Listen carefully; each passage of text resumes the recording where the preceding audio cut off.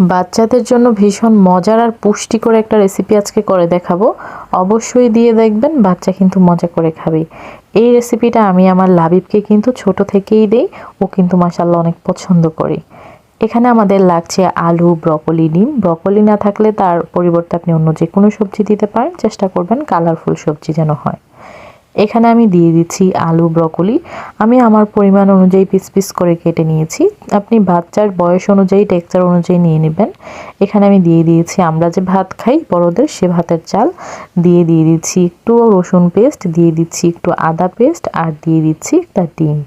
বাচ্চার বয়স অনুযায়ী লবণ দিবেন, 1 বছরের আগে নয়, 1 বছর প্লাস হলে সামান্য দিতে পারেন। আমি এখানে ডিমটা দিয়ে তারপর একটু অলিভ অয়েল তেল ইউজ করতেছি। অলিভ অয়েল না থাকলে আমাদের বাসায় যে রান্নার তেল থাকে সেটা দিতে পারেন, তবে সব সময় না, মাঝে মাঝে। নর্মাল টেম্পারেচারের পানি দিয়ে দিচ্ছি। আর আমি যেভাবে রান্নাটা করতেছি সেম টু সেম ওয়েতে রান্না করতে পারেন, তবে ডিমের পরিবর্তে মুরগি ইউজ করতে পারেন, মাছ ইউজ করতে পারেন, অন্য সবজি দিতে পারেন। এভাবে রান্না করে দেখবেন, আপনার বাচ্চা ভীষণ মজা করে খাবে। বাচ্চার বয়স যেরকমই হোক, আপনি একদম ছোট থেকে শুরু করে যে কোনো বয়সের বাচ্চাকে এই খাবারটা দিতে পারেন। বাচ্চা যদি অসুস্থ থাকে, জ্বর, সর্দি, ঠান্ডা, কাশি থাকে, তখন এটা ভীষণ উপকার, প্লাস তার পরবর্তী সময়েও এটা ভীষণ উপকার। এখানে আমি সব কিছু একদম ভালোভাবে একদমই পেস্ট করে রান্না করে নিয়েছি। আর এই খাবারটাকে আপনি সবজি জাউ ভাত বলতে পারেন, পুষ্টিকর একটা কি বলবো ভাত বলতে পারেন। জাপানিজরা কিন্তু প্রায় এভাবে খায় রান্নাগুলা।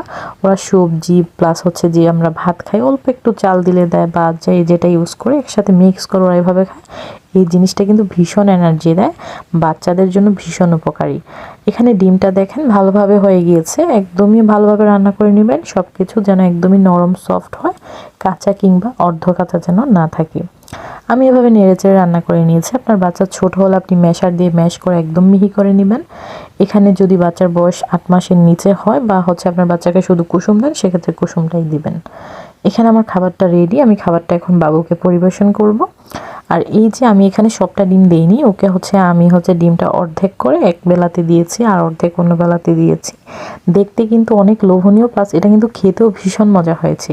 একদমই কম মশলায় ভীষণ মজাদার হেলদি একটা রেসিপি।